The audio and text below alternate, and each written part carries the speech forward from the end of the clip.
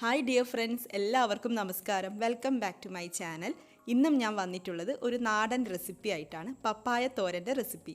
പപ്പായ വെച്ചിട്ട് തോരൻ നമ്മുടെ ചാനലിൽ മുന്നേ അപ്ലോഡ് ചെയ്തിട്ടുണ്ട്. അതുപോലെയല്ല, കുറച്ചുകൂടെ ഈസിയാണ് കേട്ടോ. അപ്പോൾ ആ വീഡിയോ കാണാത്തവനാണെങ്കിൽ കാണാൻ വേണ്ടിയിട്ട് മറക്കരുത്. അത് പപ്പായ മസാല തോരനാണ്. ഇത് കുറച്ചുകൂടെ ഈസി ആയിട്ട് നമുക്ക് പെട്ടെന്ന് തയ്യാറാക്കിയെടുക്കാം. കാണാൻ വേണ്ടിയിട്ട് ക്യാബേജ് തോരൻ പോലെ ഇരിക്കും. അപ്പോൾ വീഡിയോ കാണുക, ഇഷ്ടപ്പെടുകയാണെങ്കിൽ ലൈക്ക് ചെയ്യുക, മറ്റുള്ളവർക്ക് ഷെയർ ചെയ്ത് കൊടുക്കാനും മറക്കരുതേ. അപ്പോൾ നമുക്ക് വേഗം വീഡിയോയിലേക്ക് കടക്കാം. ആദ്യം നമുക്ക് തേങ്ങ ഒന്ന് അരച്ചെടുക്കണം. അതിന് വേണ്ടിയിട്ട് മിക്സിയുടെ ജാറിലേക്ക് 1/4 കപ്പ് തേങ്ങ ചിരവിയത് ചേർത്ത് കൊടുക്കുന്നുണ്ട്. പിന്നെ ചെറിയൊരു കഷ്ണം ഇഞ്ചി ചേർത്ത് കൊടുക്കാം. 4-5 അല്ലി വെളുത്തുള്ളി ചേർത്ത് കൊടുക്കാം. പിന്നെ എരിവിന് വേണ്ടിയിട്ട് ഞാനിവിടെ കാന്താരിയാണ് ചേർക്കുന്നത്.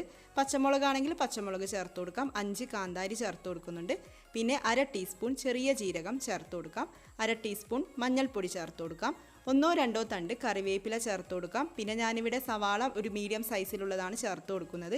വലിയ സവാളയൊക്കെ ആണെങ്കിൽ പകുതി ചേർത്താൽ മതിയാവും. അപ്പോൾ ഇത്രയും കാര്യങ്ങൾ ചേർത്തിട്ട് വെള്ളം ഒന്നും ഒഴിക്കാതെ തേങ്ങയൊന്ന് ഒതുക്കിയെടുത്തുകൊണ്ട് വരാം. ഈ തോരൻ തയ്യാറാക്കാൻ വേണ്ടിയിട്ട് വെളിച്ചെണ്ണയാണ് എടുത്തിട്ടുള്ളത്. വെളിച്ചെണ്ണയിൽ ചെയ്യുമ്പോൾ ടേസ്റ്റും കൂടും. അപ്പോൾ 2-3 ടേബിൾ സ്പൂൺ വെളിച്ചെണ്ണ ഒഴിച്ചു കൊടുക്കാം. ചൂടായിട്ട് വരുമ്പോൾ അതിലേക്ക് കടുക് ചേർക്കാം. 1 ടീസ്പൂൺ കടുക് ചേർത്ത് കൊടുക്കാം.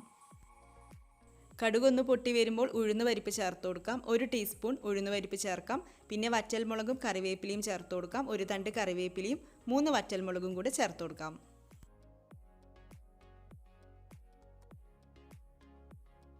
ഉഴുന്ന് പരിപ്പിൻ്റെ കളറൊക്കെ മാറി വന്നിട്ടുണ്ട്. ഈ സമയം നമുക്കിതിലേക്ക് വെള്ളം ഒട്ടും ഒഴിക്കാതെ ഒന്ന് ചതച്ചെടുത്ത തേങ്ങ ചേർത്ത് കൊടുക്കാം. എന്നിട്ടൊന്ന് നന്നായിട്ട് മിക്സ് ചെയ്തെടുക്കാം. പിന്നെ ഇതിലേക്ക് ആവശ്യത്തിനുള്ള ഉപ്പ് കൂടെ ചേർത്ത് കൊടുക്കാം.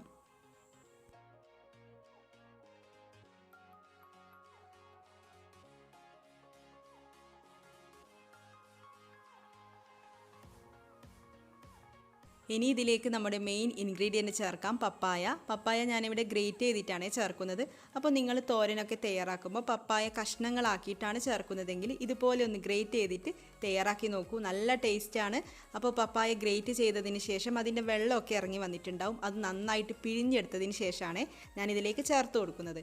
പപ്പായ ചേർത്തിട്ട് തേങ്ങയുമായിട്ടൊക്കെ ഒന്ന് നന്നായിട്ട് മിക്സ് ചെയ്തെടുക്കാം.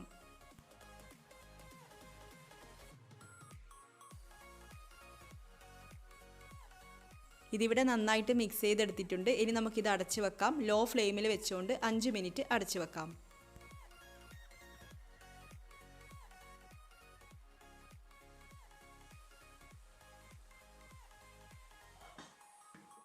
അഞ്ച് മിനിറ്റിന് ശേഷം തുറന്ന് നോക്കിയതാണ്. വീണ്ടും ഒന്ന് നന്നായിട്ട് ഇളക്കി യോജിപ്പിക്കാം. അതിനുശേഷം വീണ്ടും അടച്ചു വെക്കണം. 5 മിനിറ്റ് നമുക്ക് ഫ്ലെയിം കൂട്ടി വെച്ചുകൊണ്ട് അടച്ചു വെക്കാം. അതായത് മീഡിയം ഫ്ലെയിമിലൊക്കെ വെച്ചുകൊണ്ട് വീണ്ടും ഒരു 5-10 മിനിറ്റൊക്കെ നമുക്കിത് അടച്ചു വെക്കാം. വീണ്ടും 5 മിനിറ്റൊക്കെ കഴിഞ്ഞിട്ടാണ് തുറന്നു നോക്കുന്നത്. ഞാനിതിലേക്ക് ഒട്ടും വെള്ളമൊന്നും ഒഴിച്ചിട്ടില്ല കേട്ടോ. അപ്പോൾ പപ്പായ ഇവിടെ നന്നായിട്ട് വെന്ത് വന്നിട്ടുണ്ട്. ഒരു 10-15 മിനിറ്റൊക്കെ കൊണ്ട് ഈ ഒരു പപ്പായ തോരൻ റെഡിയായി കിട്ടും. ലാസ്റ്റായിട്ട് ഇതിലേക്ക് കുറച്ചുകൂടെ വെളിച്ചെണ്ണ ഒഴിച്ചു കൊടുക്കാം. 1/2 ടേബിൾ സ്പൂണൊക്കെ മതിയാവും. പിന്നെ ഇതിലേക്ക് കുറച്ച് കറിവേപ്പില കൂടെ ചേർത്തിട്ടൊന്ന് നന്നായിട്ട് മിക്സ് ചെയ്യാം. ഫ്ലെയിം ഓഫ് ചെയ്ത് കൊടുക്കാം. അപ്പോൾ ഇത്രയേ ഉള്ളൂ, നമ്മുടെ പപ്പായ തോരൻ ഇവിടെ റെഡി ആയിട്ടുണ്ട്. എല്ലാവരും ഒന്ന് ട്രൈ ചെയ്ത് നോക്കണേ. പിന്നെ പപ്പായ വെച്ചിട്ട് കുറച്ച് റെസിപ്പീസൊക്കെ നമ്മുടെ ചാനലിലുണ്ട്. പപ്പായ വെച്ചിട്ട് പച്ചടിയും ഹൽവയൊക്കെ ഉണ്ട്. അതൊക്കെ കാണാത്തവരാണെങ്കിൽ അതുകൂടെ കാണാൻ വേണ്ടിയിട്ട് മറക്കരുത്. ഇതുപോലുള്ള റെസിപ്പീസുമായിട്ട് നമുക്ക് വീണ്ടും കാണാം. താങ്ക്